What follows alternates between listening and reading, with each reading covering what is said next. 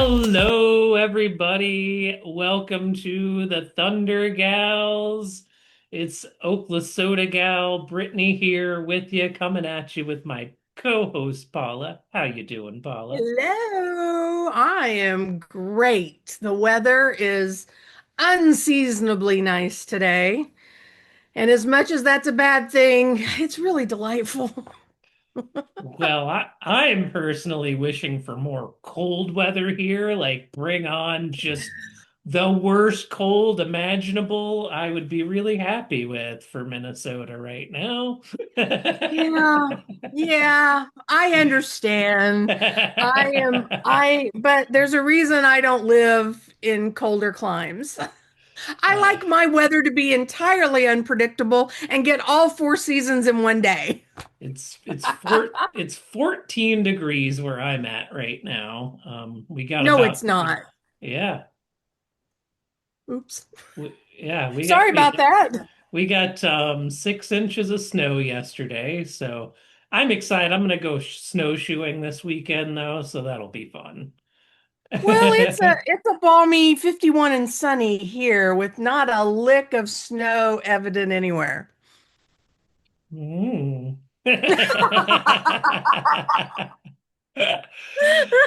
Oh goodness.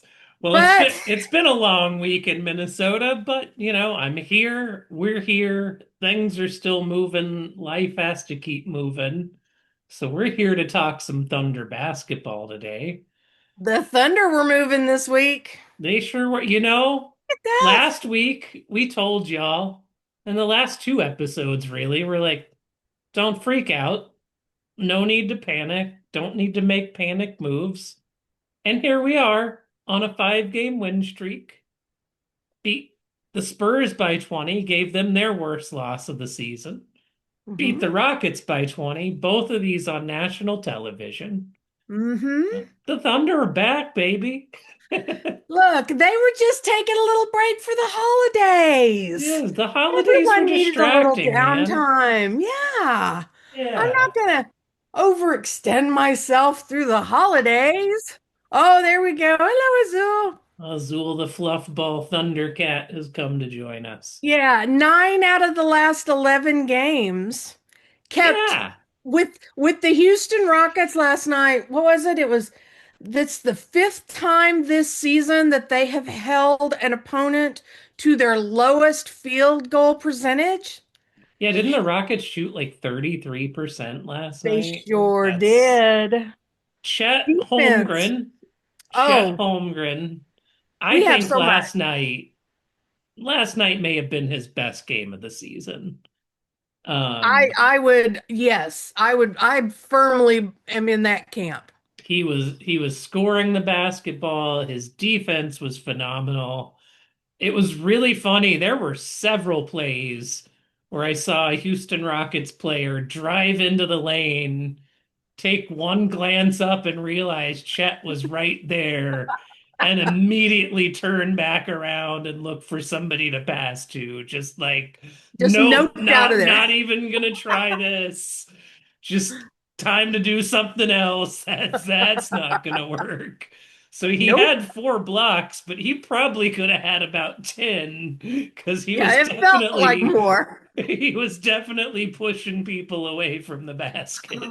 But that's what I really wanted to see from Chet. He has been kind of soft in his defense of not being aggressively getting in there. Like, I don't know. I felt like he put himself in the action more last night, and I think that really reflected in the defense last night.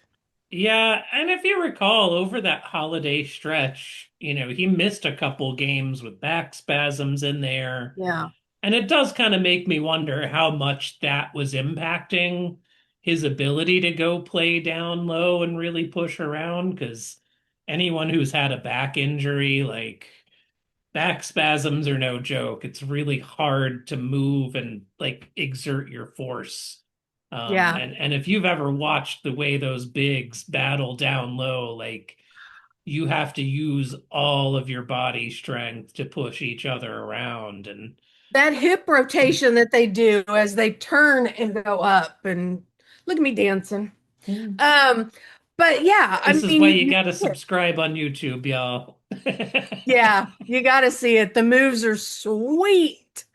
Um, but yeah, the rotation really does, aggravate it. But he was just really, I don't know. I agree with you that Chet really was outstanding last night. Now, J Dub, he had 10 assists with zero turnovers last night. So you got Chet getting the steals.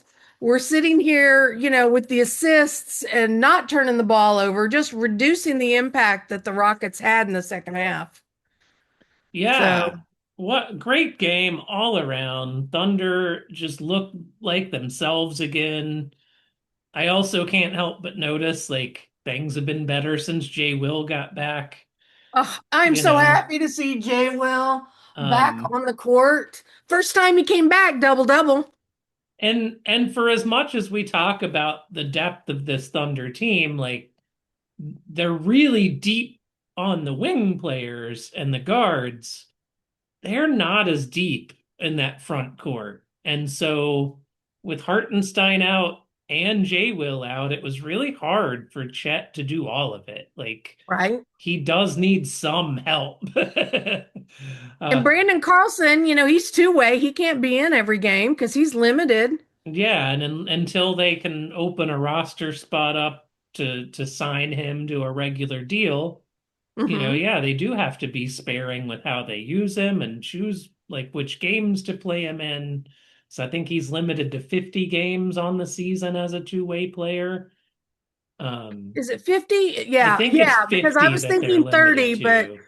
50 from 82 is 30, so that's probably where I don't know. Math. Yeah. Nobody told me there was math involved in basketball, people. I'm just putting that out there.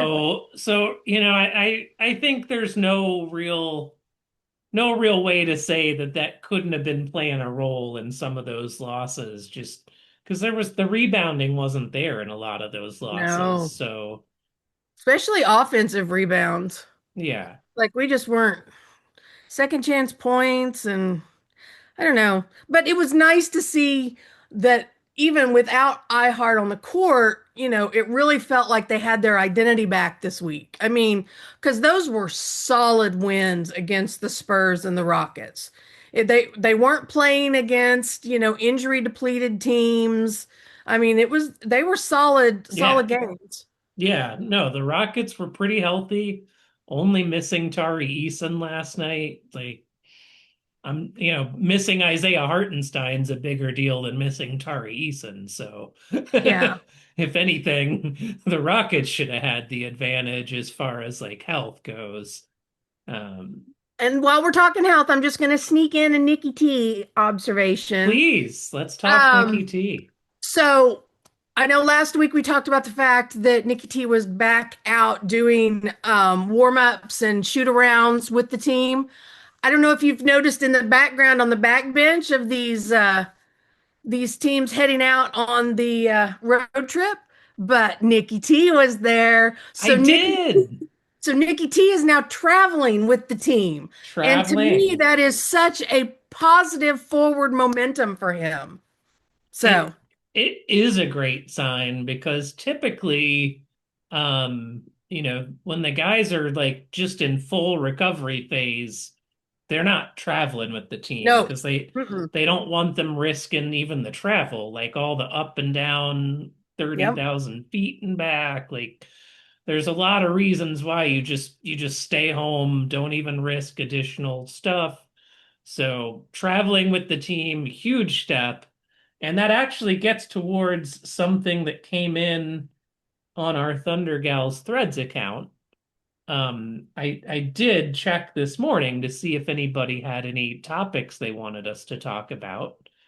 And there was Topic. a question from Thunder Ferg. What's up, Mike? Um, Hey. do you think OKC will be able to bring Topic into the rotation in any meaningful way? Um, so before we get to that, he's moving closer to that. He's now traveling with the team. So, um, Oh, I'll let you take a first step at that. Why don't you go for it, Paula? I so I'm a little bit of a fan of Nicky T, and I'm excited for him to get on the court. Now, do I think that he will be an impactful Thunder player this season? Probably not. And I don't say that from a negative standpoint. I mean, literally, one, he's a rookie. Yeah, He is still a rookie and doesn't have the reps for anything. So even though he is doing shoot arounds and warm ups and practicing with the team, he is not anywhere near ready to, they'll transition him for and put him on some OKC Blue reps quite a bit before they bring him up to the NBA side. I mean, sure. so I think he'll be impactful this season? Probably not. Do I think that they put him in so that he's on the court and he gets that acknowledgement? Sure, because there are going to be games later in the season when we're up 20, Shay's sitting for his, 70-second fourth quarter, Right. break. And we're going to need somebody on the court. But I don't see it this year, but I think it really opens up the opportunity to get him building his strength back, getting him back up. So when summer comes around and then when the season opens, preseason next year, I think they're going to slot him in. So, and he'll have his rookie year like Chet had his rookie year after his injury. Yeah, I think that pretty much tracks with where I'm at. I mean, it would be really hard for me to see him becoming an impactful rotation player by the end of the season. I mean, we're Mhm. already more than halfway through, I can't and believe that. as we've noted, he still hasn't even played his first NBA game yet. So, I don't see meaningful, impactful minutes, but I'm with Paula. I think by the end of the season, we might start seeing him in some of these fourth quarter lineups and just starting to get some reps to prep him for next season. Yeah. I mean, not everybody can be AJ Mitchell off the bench. Hey, Just throw you that know, AJ in there. AJ, there's somebody who last season was just more getting some of those fourth quarter kind of garbage time minutes. Hmm. But then this year that had him prepped and ready.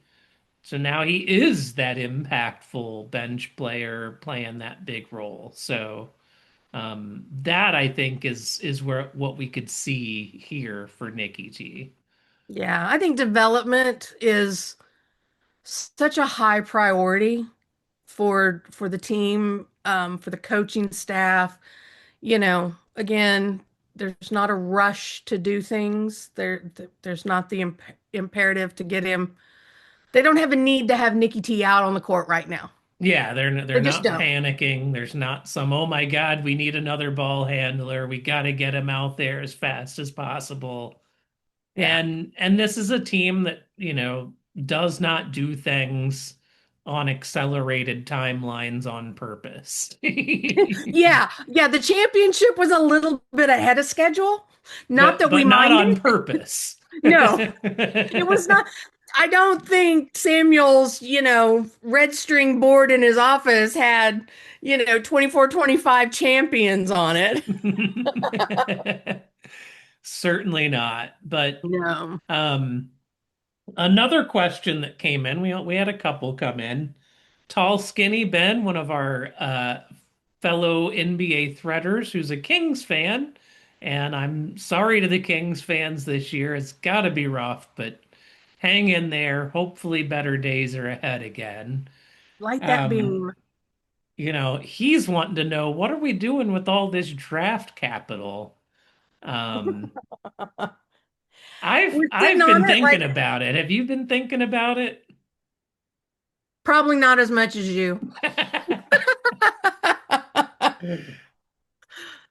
What do Well, you I think? have been. Yes. I've been thinking about it for a couple months already. And this is why you're on this side of the screen. This is exactly why.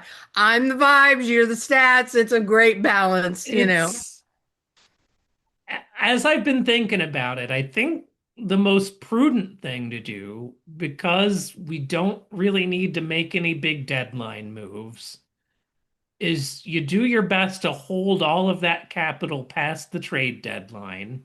Hmm. See if we get a repeat championship this year, run it all the way through, see what we do, see what the draft lottery does, and depending on how those lottery balls fall, because if the Utah Jazz end up getting a top eight pick, then we don't get their pick. If they Hmm. don't get a top eight pick, then we get it. The Clippers, they've gotten better. They're not nearly as down in the dumps as they were a month ago. You Shh. know, where does their pick land? And Hmm. as we saw from Dallas last year, you don't have to be the worst team in the league to end up accidentally finding yourself getting the number one pick. So Yeah. the Clippers could do better and still end up drawing the number one pick, and that would go to us. So I think you just kind of wait, see what happens in the draft lottery, and then Yeah. once you know what your picks are going to be this year, if there's like a player, like a, like a Boozer or somebody that you see that player and you're like, we got to get that guy. Like he will add to our front court depth in a way that'll make us contenders, keep us contenders for the next decade. Hmm. Then trade, however many firsts you have to get up to the pick you need to get that guy. And And you Samuel has throw in as shown. many picks as you need to at that point Hmm. because you can't sign everyone. There's Yeah. not enough roster spots for everyone. And 37, Adam. an interesting wrinkle that fans may not know is first round draft picks. So if you're drafted in the first round, you are guaranteed an NBA contract. Hmm.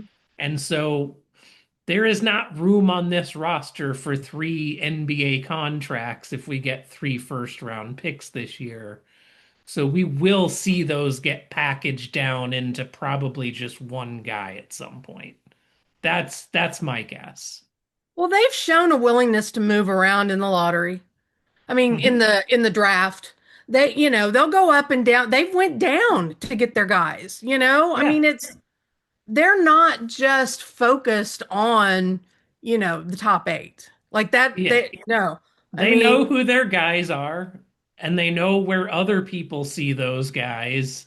And mhm, so they know when it's time to make a deal to move up to get them if they need to, or if they can sit pat and just wait for it to fall in their lap. Like they've done all that homework.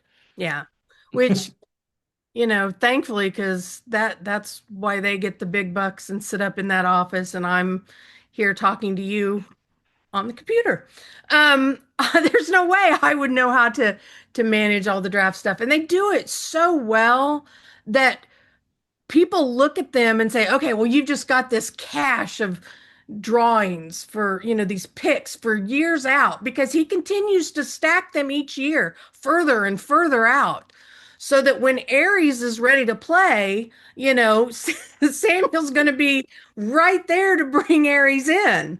So they can, LeBron and Bronny it here in Oklahoma and SGA and Aries be on the court together. Again, I have If y'all big didn't dreams. know, Aries is Shay's child who was Oh, born apologies. last year. Yes. Yes. Um, and an even more fun kind of thundery way.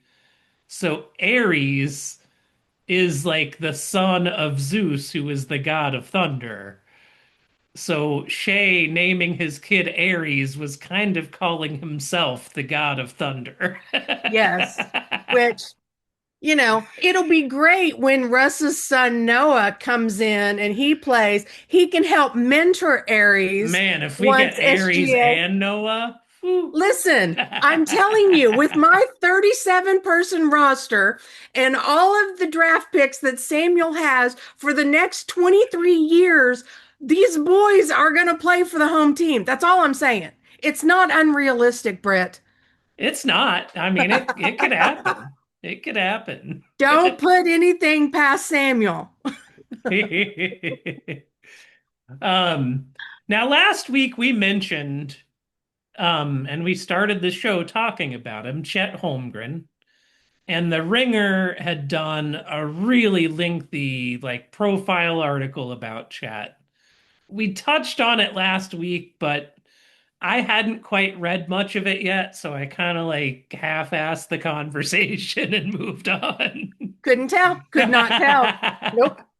Um, so I wanted to go back to that though, especially in light of everything right now going on in Minnesota, because Chet is from South Minneapolis. And one of the things that article talked about is that his parents live like just blocks away from where the George Floyd incident happened in 2020, and that they as a family marched together after that event. They're a family committed to their neighborhood and to their neighbors and to civil rights. And, it was unfortunate that the interview took place um, back when they were on a road trip in San Francisco. So it was before any of the most recent news had taken place. So we don't really know how this news is impacting Chet, but to see him with all of this happening in his own neighborhood, and he's talking to his parents, he's getting updates from his friends and family in the area, to then still go out, put all that aside, and have the game he had last night. Like, wow, I just got to give him props and credit for being able to go out there and have that great game last night in the midst of all this. That article was really great digging into the background and where Chet comes from, because I know there's always been memes about him being a little more um not as suburban white boy, and Right. it just really, he's like, I don't try, this is just where it was. But one of the funniest things was his potty mouth in this thing. And I say potty mouth as if he's a child, but I say it deliberately from a standpoint of he's dropping F bombs and S bombs all throughout this. And it's such a departure from the way that the Thunder have always manage the image or Hmm. how things are presented. They're always presented very thoughtfully and not completely off the cuff. I remember back with the first big three, like KD, he was so revered, quote unquote, but he couldn't show any of his tattoos. Like his jersey, like cut off his chest tattoo. Like you couldn't see, like Yeah. you didn't know KD had tattoos unless you knew KD had tattoos. So they always keep things quiet and in house. And I just was cracking up going, Chet has been missing his media training if he's going to come out and drop all of these these Yeah, he was swears he in this was interview. definitely himself. Like No, he he was. let He was very himself comfortable show. in it. And that's what we want to see. I mean, again, these are people. They are people first before they are players. And it's nice to see their personality. It was funny though, in the same week that he drops this article where he's, using this bad language, he does an interview after a game with national media with no jersey. He's topless. What? I about fell out when I saw that. I was like, Cheddar, what are you doing? He said the plane. We're running to the plane. Now, if Shay could do a few more topless interviews, They need some more Skims some more advertisement. Skims ads, I mean, just strictly please. for the merch, just for the merch, Just for the no other merch. reason. Yeah, We are definitely. we are we respect these players as people. We do. We do actually. They just, some of them just happen to be really hot. So, yes, yes, we are terrible people. But But no, this no, leads me to another topic that, you're talking about the players being so buttoned up in that first iteration of the Thunder. And yeah, I actually had a friend, one of my friends at the time was working in the Thunder PR office oh during that wow. iteration of the Thunder. Uh-huh. So I know a little bit from the inside just what degree they went to really carefully procure and manage what got out about the players and what they let out about themselves on their social media. Like it was much more carefully curated by the front office than I think we're seeing now. Yeah. Um, and it made me think and wonder, like, is that a lesson? Because I think Sam built this team differently than he built them the first go around. And I think what he did was he learned lessons. He learned what he did right that first time around with, talent scouting was great. So, Mhm. but I think he learned some of the things he did wrong because I think because they carefully curated that image, fans were blindsided when they found out how little KD and Russ were getting along behind the scenes and just how kind of dysfunctional it was behind the scenes. And so I wonder, and two, Coach Mark has made a big point in interviews I've seen where he talks about not wanting to get in the way of the team having their own identity. And he doesn't want to like limit how they see themselves and feel and their confidence. And so he tries to stay out of the way sometimes. Like he has to know as a leader, like when to let them be. And I wonder how much like he and Sam got together and said, you know what, we have to let these guys be a little bit and be okay with that. I think we're in a different environment too from 2008 to 26. You know, social has changed, interactions have changed, expectations, and I know we're a small market town and the players say that they depend on each other because they are together so much and they do things together. So there is a bond.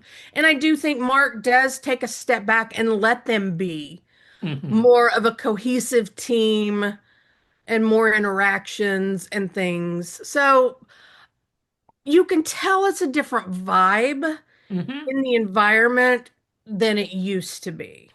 Yeah, Because yeah, people, and I was one, I'm gonna hand up because I wasn't as actively involved and I was a Russ fan forever. So, it seems like such a switch that flipped when Katie went away and he started shit talking Oklahoma. yeah. But that was because of the image that had been curated here. Hmm. So there's still ripples of that. And I think Katie's legacy will always be. And I don't know what the percentage of Katie to culture impacted that. I mean, I think it's 80-20, 95-5. I don't know. My numbers, again, numbers are She, hard. she's Um, not here to be the numbers gal. Come on. or I just like to place further blame on individuals than organizations. I don't know. It's crazy. Who knows? But I do think that I think that circumstances and culture have changed, and I think there's more fluidity, more casualness with it than Yeah. as stringent as it was.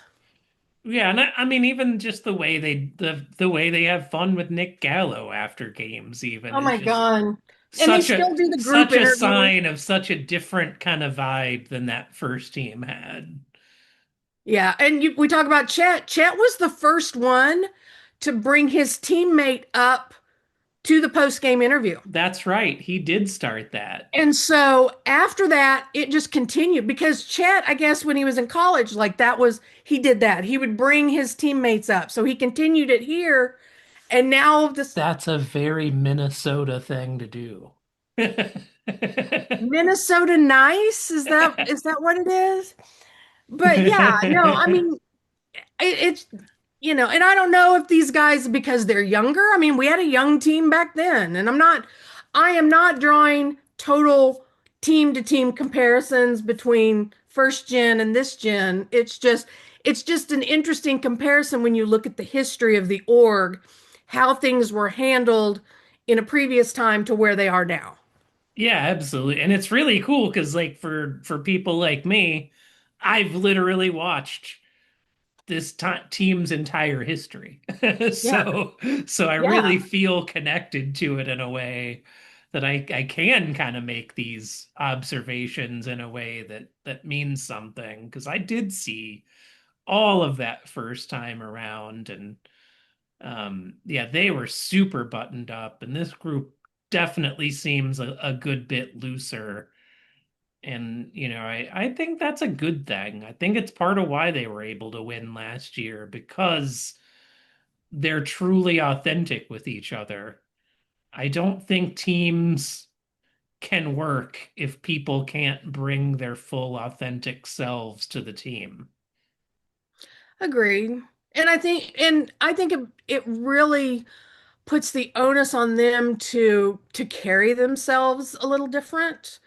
And it's them carrying themselves versus organizationally driven imperatives. Yeah. Now, I say that not knowing what restrictions or what guidelines they have, because I'm sure they They are, they still have some. Don't get me wrong. Right. I Right. am I'm just saying I think sure it's there is handled still differently. some rules that they follow, but I Well, it's do clearly not it saying it the F does word. seem that they have let up a little bit on, Mhm. what those rules are, and they haven't boxed the players in nearly as much as they did the first time around. And you also got to remember in 2008, they were a brand new team coming to a market that had only had like an audition of a pro team for a couple years. And it was really important that they established themselves carefully with that fan base. Yeah. And this team had the benefit of getting to come after all that groundwork was laid so that they don't have to be the first. So it's the youngest child syndrome in a household. You have the strict older parent, older child, and then by the time they get to the youngest, they're like, whatever. Here's some I here's was number Doritos. five of five, so Oh, totally how that worked with me. Like all my oldest siblings were like, so much easier for you. It's like, yeah, because mom already learned from all you guys, like what to Mom's expect. tired now. She now knows what to freak out about and what to just be like, whatever. See how that works? So, but yeah, so now the boys are out on their second longest road trip of the season. They were in Houston last night. They're in Miami tomorrow night. Then at So Cleveland, Monday afternoon. So for those of you who have MLK Day off, that is going to be a 1:30 in the afternoon game at 1:30 or 2. I'll have to double check. You'll get it in my pregame preview, but wait, so my post-game wrap will go up while the sun is still up? yeah, Yes. I mean, right? oh, that's cool. Y'all won't Of course, your pregame preview will be at like 7:30 in the morning. we are going to be deprived of late night Paula though, and I'm sorry, but late night Paula is the best Paula. You get tiredness and the adrenaline going. Who knows? Numbers don't even matter at that point, Maybe, people. hey, come playoff time, we might be going live and doing some Thunder Gals after dark or something. Yeah, was the old TV anchor. We'll do it live. We'll just do We'll do it it live. live. Oh, um, well, and before we go, I just have one little quick thing to say. 75-7 is still on the table. Woo! Oh, we're gonna keep that going all season. Oh, one other interesting thing about the rest of this season, of the 40 remaining games, because we've played 42 out of the 82, 22 of the remaining 40 games are on national television. Woohoo! So you're like, man, it's kind of weird. The defending champs really haven't been on national TV a lot. It's like because they backloaded most of the national games for after football season ends. So we are about to be getting like a major national dose of thunder. Yeah, we may be small market, but we're in your face all the time. That whole small market thing, it's so funny to think like you think like small comparatively, like Yeah, there's okay. there's literally only like 28 cities in North America that have an NBA team.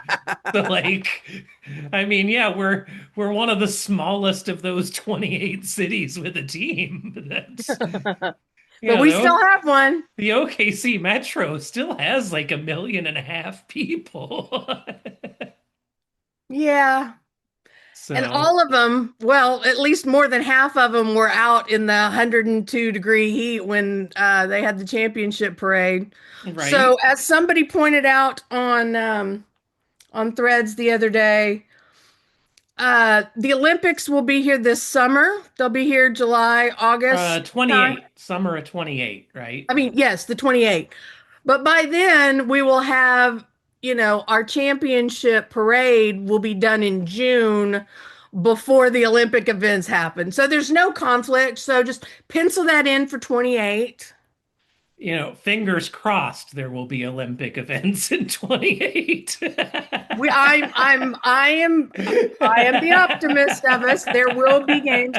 I did register for the lottery draw, so we'll I see. hope you get in. I hope you get in.